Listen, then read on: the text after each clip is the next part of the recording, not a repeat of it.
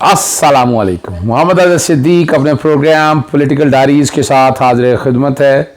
आज का प्रोग्राम मेरा बहुत अहम है। बहुत चीज़ें तेज़ी से जो तब्दील हो रही हैं, कुछ माजी में कुछ एंकर्स और कुछ ऐसे यूट्यूबर जो हैं अजीब व गरीब सी कहानी बताते हैं कि जैसे पता नहीं को बहुत ईमानदार लोग यहाँ पर बैठे हैं आज ज़रा, और चैलेंज के साथ मैं उनको कह रहा हूँ कि जवाब भी दीजिएगा इसका। पहली तो अच्छी खबर नहीं है, आपको पता है पेट्रोलियम की प्राइसेस पाकिस्तान में कहाँ बढ़ गई। ये जो ऑपरेशन रजीम चेंज के नतीजे इमरान खान साहब को गिराया गया और उसके बाद इस मुल्क का जो हाल कर दिया है, ये कसूरवार है 14 की 14 शब है। बाकी किसी को कसूरवार नहीं मानता। ये मेरा एक अपना नुक्ता नजर है कि ये वो लोग हैं जिन्होंने इस मुल्क की तबाही में हिस्सा डाला। ये ना करते, इलेक्शन की तरफ चले जाते तो जरूरत ही कोई नहीं थी, लेकिन चौके किया है तो अब भुगतना होगा। हर एक का चेहरा बेनकाब हो चुका हुआ है और उसी की एक बेहतरीन मिसाल आपके सामने है। 22 रुपये पेट्रोल और 312 रुपये हो गया नई कीमत। 290 रुपये 45 पैसे थी, अब 312 और 22 रुपये 45 पैसे बढ़ा है। हाई स्पीड डीजल जो है वो 293 था, 323 19 रुपये 60 पैसे और 27 रुपये जो बढ़ा है वो लाइट डीजल बढ़ा है। आप अंदाजा लगाएं मिला क्या है इस मुल्क को। अच्छा, बड़ी बातें हो रही हैं, चलें आज ये भी बात है, ये चैलेंज ले लीजिएगा। मुल्क की इकॉनमी इमरान खान साहब के दौर में तो इकॉनमी चल रही थी, आपकी इंपोर्ट और एक्सपोर्ट सारा कुछ सामने था।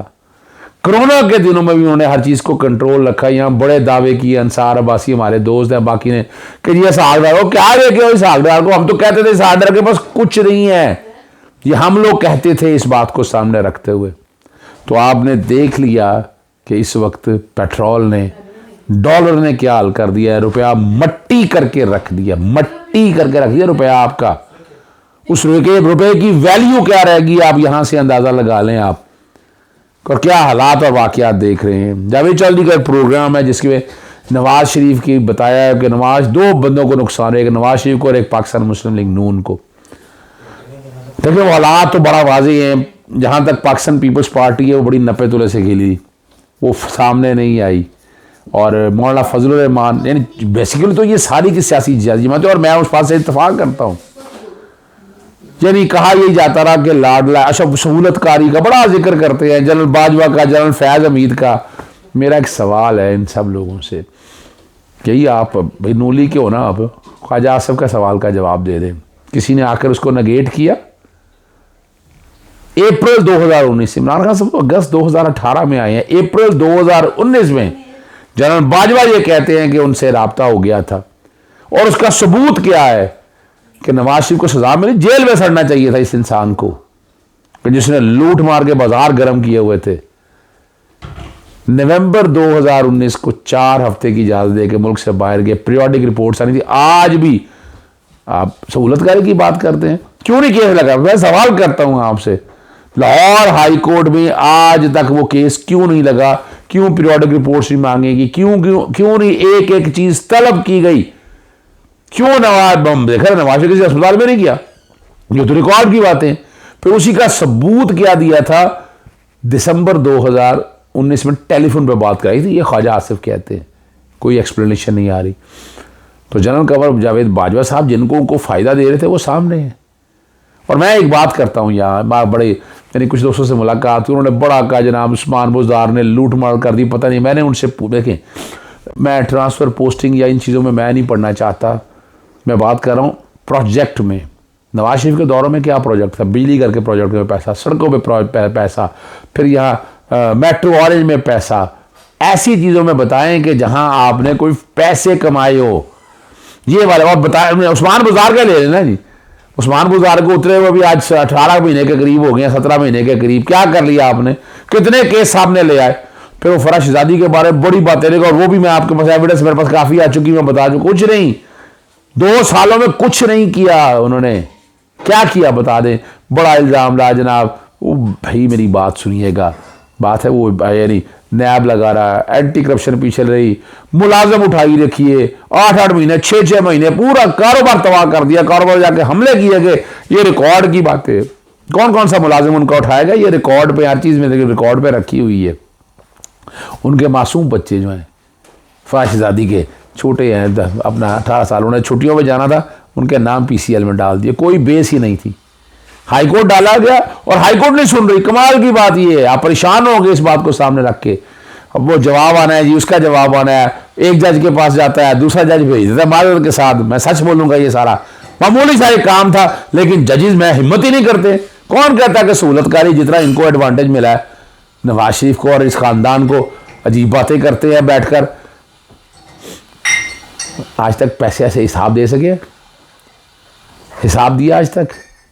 मनी ट्रेल दिया है फील्ड का? 3 सवाल हैं उसके हवाले से। वो खरीदा कैसे, पैसा कहां से आया? चलें बता दें, आप बता दें, मैं चैलेंज कर रहा हूं, बताएं जरा कहां से पैसा आया, किधर से पैसा आया? वो कतरे खतरे कराया था। इनके अपने इनकम टैक्स रिटर्नों में, वेल्थ स्टेट में लाए सबूत, बताएं कौम को कि कहां से पैसा लिया इन्होंने। है ही कुछ नहीं इनके पास। और फिर वो उनके वाले साहब जो है मियां मोहम्मद शरीफ साहब जो है, वो 1998 की रिटर्न 9,36,311 रुपये, 50 लाख के करीब एडिशन हुई, वो वापस उतने पे असेस हुई। कहाँ है, किस तरह खरीदी? और फिर बड़ी मजेदार बात है, 190 मिलियन पाउंड की जो बात करते हैं, वो जायदाद मलिक रियाज के बेटे को बेटी के अली रियाज को, और 12 अरब महंगी। ये 12 अरब फालतू किस बात का लिया आपने? बताएं ना कौम को, लाएं बताएं, असेसमेंट करा लें इसकी, पता चल जाएगा आप लोगों को। क्या बात कर रहे हैं आप इस बात को? क्यों झूठ बोला जाए इस बात को? और इमरान देखा ना जी, आप गए थे, मुल्क से वादा करके गए थे, आपने अदालत से 4 हफ्ते की इजाज़त चाहते मुल्क में फेस करते, आप नहीं किया। अब तो आप तो डीले करते फिर रहे हैं, ब्लैकमेलिंग होती फिर रही है कि जनाब मेरी केस ख़त्म कराएं। केस कौन से ख़त्म कराएं? अभी तक तो मनी ट्रेल आप दे ही नहीं सके, कौन से केस ख़त्म कराएं? आते फेस करते हैं इनको। और जो बातें कर रहे हैं ना कि इसको तोशाखाना में, भाई याद रखें 126 दिन पनामा केस चला था, फिर 60 दिन की GIT हुई थी, फिर 5 दिन सुप्रीम कोर्ट में आया था जहां कतरी खत आ गए, खतरों घोड़ों पे पता नहीं क्या, और ऑफशोर कंपनी सारी नहीं आई। आज भी आप लंदन में फिर ले, पूरी दुनिया में फिर ले, स्विट्जरलैंड के अंदर फिर ले, जायदादें कैसी हैं, किसी ने पॉजिटिव देखा है नहीं। यही तो कंप्रोमाइज होते रहे हैं इस खानदान के साथ, इन लोगों के साथ, हमेशा इन लोगों के साथ कंप्रोमाइज हुआ है, रिकॉर्ड पे है। आप बता दें किसने क्या कंप्रोमाइज नहीं, लोगों के साथ कंप्रोमाइज होते हैं, क्या क्या बातें होती रही हैं, रोगामी कारगिल पे क्या बातें हुई, सिरल अलमेडा उठाकर देख लें आप, गुलभूषण यादव का मामला अगर उठाकर देख लें, अच्छा नहीं लगता सिर्फ इस बुनियाद पर आप बैठकर। और कंपैरेटिवली इमरान खान को आप बिला वजह, ठीक है उसका अपना एक नुक्ता नज़र है, फ्लेक्सिबिलिटी होनी चाहिए, लेकिन वो एक नुक्ते पे चलता था और उसी नुक्ते पे चला। और साइफर वाले मसले में उसे हक़ाइक़ बताएं। आज किसी स्टेज पे आप बात आएगी सामने, अमेरिका का क्या हम इस तरह की बातें करें, क्यों हमारे सफीरों से इस तरह की बातें करें, और फिर नतीजे भी देख लिए। अब तो बड़े बड़े कह रहे हैं, अब तो ऐसी कोई बात है ही नहीं, डाउट रह ही नहीं गया। तो इसलिए इस बात को भी सामने रख लें। आना होता तो ऐसे मुल्क में फेस करते, क्या बीमारी को कोई सबूत नहीं दे सके, कौन सी फिर लूट मार जो आप ये 16-17 महीने में, अच्छा इनके किसकी गवर्नमेंट है? आप लोगों ने ली है। पहले आप कहते रहे कि जनाब असेंबलियाँ तहलील करें, बाहर लेके आए, इलेक्शन पहले कराएं। जब इमरान खान ने फैसला कर लिया असेंबली तहलील की, नहीं मानना। याद है पंजाब असेंबली की, फिर असेंबलियाँ तहलील की पंजाब 2 सूबों की, फिर इलेक्शन पहले नहीं कराए। और क्या चाहते हैं? इमरान खान ने तो आपको मौका, और वो शेरों की तरह सामने खड़ा गया, आपको मौके दिए आपको, लेकिन नहीं, अभी भी क्यों डरते हैं? आए ना इलेक्शन कराए ना, दें आए, आकर फाइल करें पिटीशन। और अब तो बात बड़ी क्लैरिटी आ गई, सुप्रीम कोर्ट का फैसला आ चुका है। अब तो सदर पाकिस्तान ने डेट देनी, और इसी हफ्ते में मैं डेट देख रहा हूँ, और इलेक्शन की तैयारी करें आप।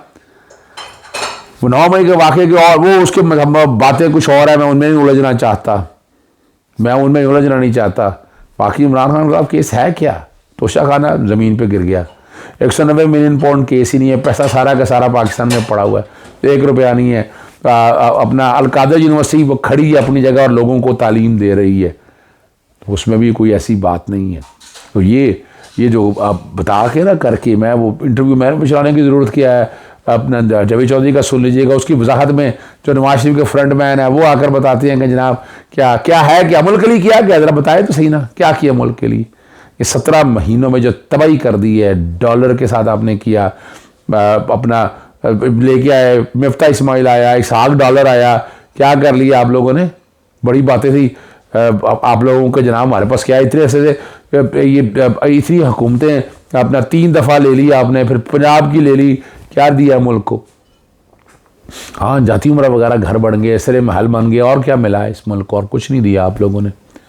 इसमें फिर मैं चैलेंज कर रहा हूँ, आए एक एक सवाल पे आ जाए, बताए, जदा दे, सारी तफसील बताए ना, बताए ना। और इनको क्या होता था, इनके आस्कर करीबों का क्या होता था? बॉन्ड निकलते थे, इनामी बॉन्ड निकलते थे। क्या मैं कह रहा हूँ? इनामी बॉन्ड निकलते थे, लॉटरियाँ निकलती थी, और वो जो है ना, तो पैसे वाइट, क्या तरीक़ाकार था? मनी लॉन्ड्रिंग के सारे केस ख़त्म कर दिए। अपना अकाउंटेंट वगैरह, यहाँ से हुंडी के ज़रिए पैसा जाना, पैसा बाहर जाना, और वहाँ डॉलर से फॉरेन एक्सचेंज में कन्वर्ट करना है ना। कौम को बताया ज़रा सारा, किसी दिन लाके सारा रिकॉर्ड रख दे कि जो पैसा आपका बाहर से आता रहा वो किस कैपेसिटी में आता रहा, तो ये भी ज़रा बता दें कौम को। अच्छा नहीं लगता। और यहाँ सहूलतकारी तो इनको मिली है भाई। जनरल कमर जावेद बादशाह ने इनको सहूलतकारी दी है, इनको एडवांटेज दी है। क्या जनरल फैज़ उम्मीद है, मैं सवाल पूछता हूँ कि क्या मिला, क्या बताए? गवर्नमेंट इलेक्टेबल आए, इनको आरटीएस के जरिए फेल करके, और फिर अगर देनी थी सहूलतकारी, वो तो बता चुका है ख्वाजा आसिफ। कौन सी सहूलतकारी? अगर सहूलतकारी इतनी बात होती तो मेरिट ये तहरीक है तो मैं बात आती ही ना, रोक लेना था उन लोगों ने। ताकतवर लोग हैं, अभी आप देख नहीं रहे क्या कुछ कर लिया है, सब कुछ हो सकता था। तो ये भी आपका बयानिया गिर गया है। वोट को इज्जत दो रोंद के रख दिया आप लोगों ने, आम बंदे की जिंदगी अजीरन कर छोड़ी है। तो इसलिए नवाज शरीफ आप सियासत से माइनस हैं। पाकिस्तान मुस्लिम लीग मेरिट पे अगर आज आप इलेक्शन करें, माइनस है, बिल्कुल माइनस है। डरते इसलिए तो इलेक्शन नहीं करा रहे, इसलिए निगरान हुकूमत के सामने रख के ढाल।